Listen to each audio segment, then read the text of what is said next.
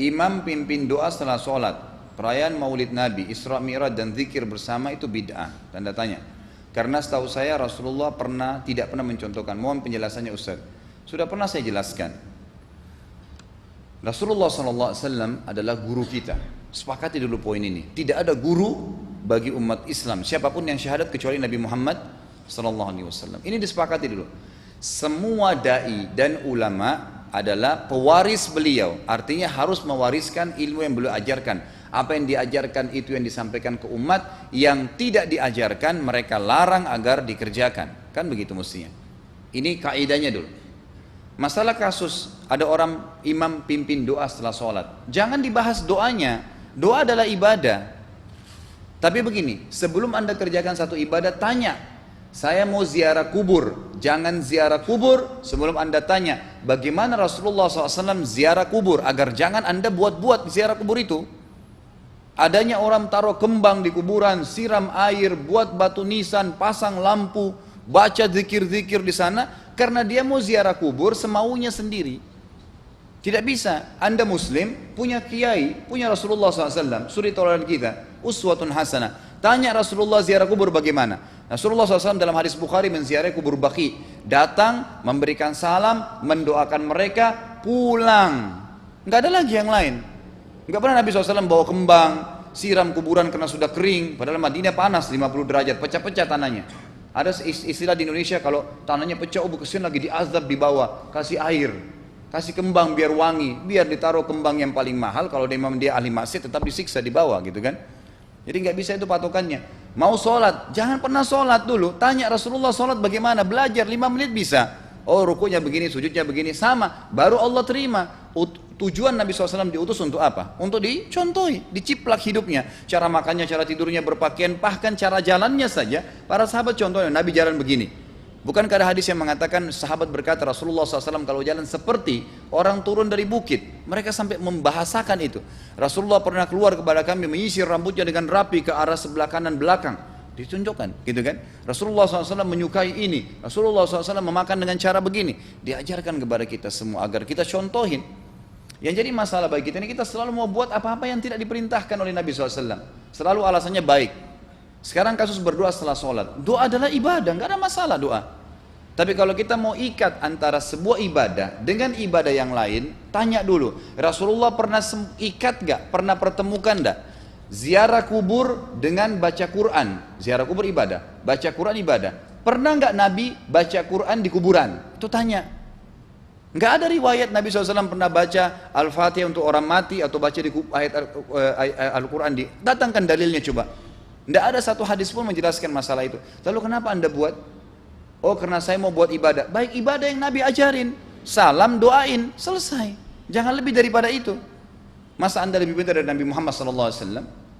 Habis sholat, memang paket yang Nabi tawarkan, yang beliau selalu kerjakan adalah zikir. Setelah sholat, dengan zikir sholat yang sudah masyhur, istighfar, kemudian baca Allahumma antas salam, sampai membaca ayat kursi, al-ikhlas, al-falaq, an-nas, baca subhanallah, alhamdulillah, Allah akbar 33 kali, sampai terakhir baca digenapkan la ilaha illallah wahdahu la syarika.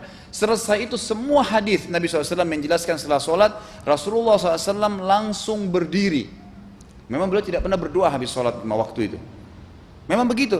Bukan doanya yang jadi masalah, bukan. Karena Rasulullah tidak kerjakan, jadi kita tidak kerjakan. Saya tekankan dalam pengajian saya, kalau anda punya hajat berdoa, berdoalah setelah sholat ba'diyah. Insya Allah aman.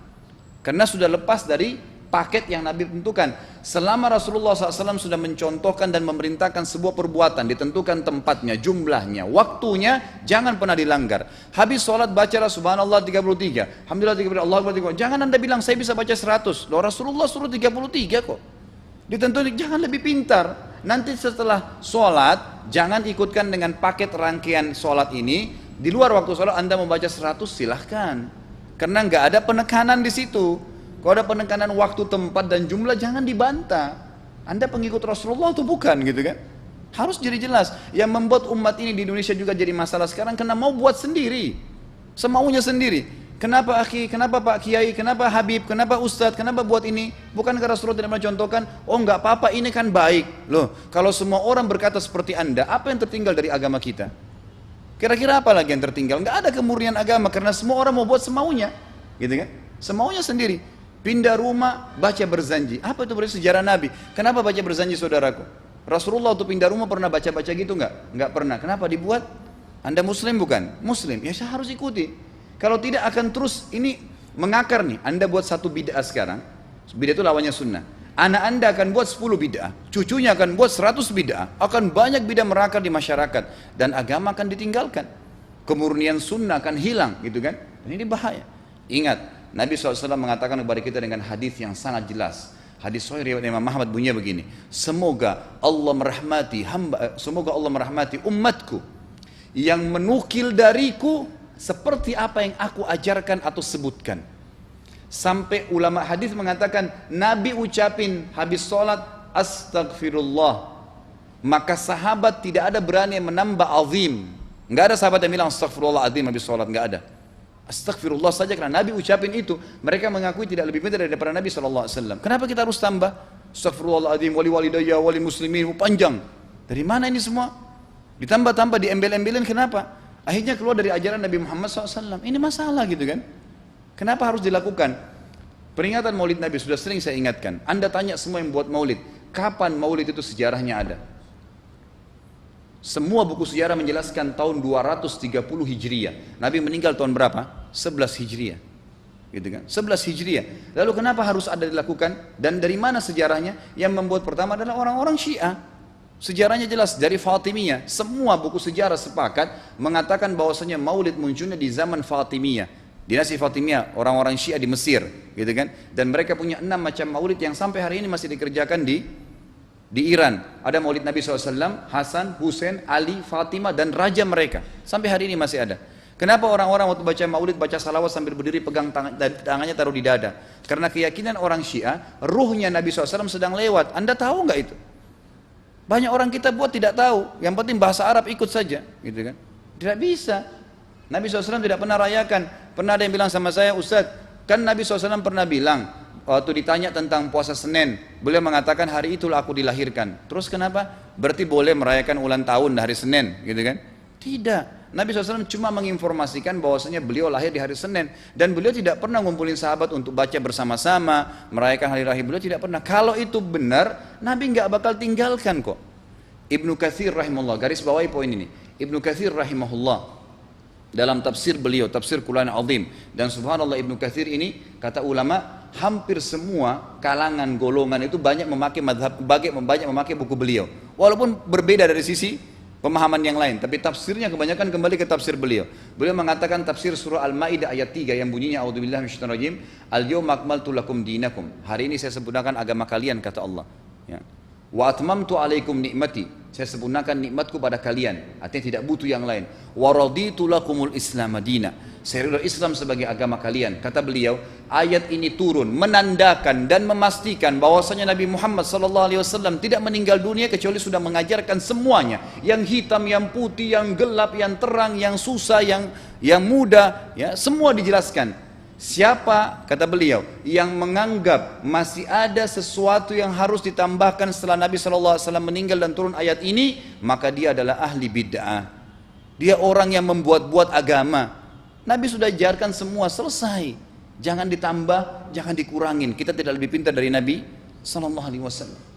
Nabi nggak pernah rayakan hari lahirnya, jangan dirayain, selesai. Emang kenapa kalau kita nggak rayain? Kenapa?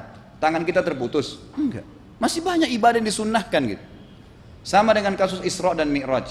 Kejadian besar dalam Islam.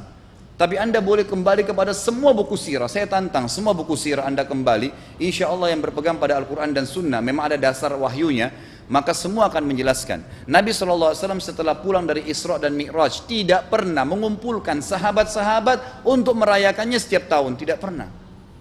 Boleh dipelajari iya, setiap hari.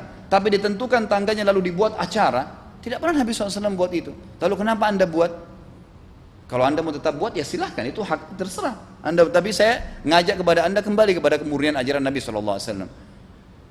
Kita tidak akan pernah kembali, kata Syekh Utsaimin rahimahullah, umat Islam ini akan kembali kepada kejayaan mereka kalau mereka betul-betul kembali kepada ajaran Rasul mereka Muhammad SAW. Murnikan ajaran Nabi yang jalankan seperti yang beliau ajarkan, selesai, akan aman.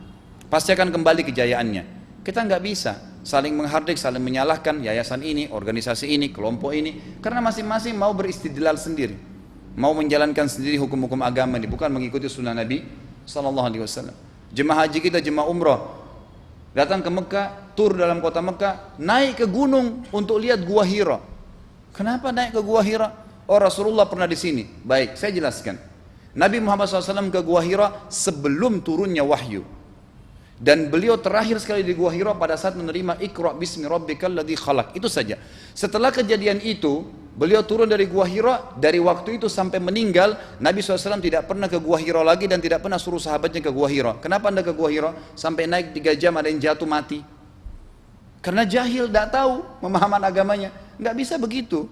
Cukup dikenang iya. Kecuali Nabi SAW suruh, datangilah Gua Hira, ya silahkan. Gitu kan? Kalau enggak, kan begitu. Masalah Isra Mi'raj, saudaraku, kejadian besar. Ambil ibrahnya, yang penting ilmunya. Oh, salat 5 waktu, kejadiannya pernah gini. Ada kebesaran Allah, ambil pelajarannya iya. Yang Nabi tidak contohin, maka jangan dikerjakan. Hanya itu saja. Zikir bersama, di sini ditanyakan juga zikir bersama. Nabi SAW disebutkan dalam hadis Bukhari, kalau berzikir habis sholat, beliau membaca zikir tertentu, sahabat baca zikir tertentu, sahabat baca zikir tertentu. Jadi Nabi SAW tidak pernah paksain, nggak pernah Nabi misalnya baca ayat kursi, harus semua sahabatnya ikut ayat kursi, enggak. Nabi SAW baca ayat kursi, si fulan baca al-ikhlas, si fulan baca subhanallah, masing-masing. Dan ingat, Allah SWT mengatakan apa? Tentang masalah zikir dan doa ini. Ya. Dikatakan, ya, kita harus berdoa kepada Allah, ya, wadunal jahri minal qawli bil gudui wal asal wala takum minal ghafilin. Berdoalah kalian, berzikirlah kalian dengan doa kalian, dunal jahri minal qawl, tidak dengan teriak-teriak. Allah berfirman dunal jahr, tidak teriak-teriak, ya. Dan janganlah kalian menjadi orang-orang yang lalai. Makanya pernah ada sahabat, waktu Nabi SAW berkata begini, dalam hadis Bukhari juga, waktu pulang dari salah satu perjalanan, kalau kalian sedang menukik, kuda, unta lagi menukik, bertakbirlah, bilang Allahu Akbar. Kalau kalian sedang turun, menuruni sebuah lembah, bertasbihlah, bilang Subhanallah. Ada satu sahabat Badui, orang dari padang pasir, semangat dia jalankan sunnah Nabi. Waktu kudanya lagi naik, Allahu Akbar, dengan suara keras dia teriak. Jalankan sunnah kan? Tapi teriak ya. Apa yang terjadi? Nabi SAW panggil, ditepuk pundaknya, Nabi mengatakan, pelankan suaramu. Zat yang sedang kau panggil tidak tuli. Allahu Akbar. Cukup. Ada apa? Kecuali di medan perang lain nakutin musuh, gitu kan? Untuk apa takutin kuda sendiri? Nggak perlu, gitu kan? Jadi mengikuti sunnah Nabi dengan ilmu yang benar itu akan membawakan ketenangan hidup. Yang buat kacau kita ini jadi kacau karena mau membumbu-bumbui macam-macam ditambah-tambah. Alhamdulillahi Rabbil Alamin.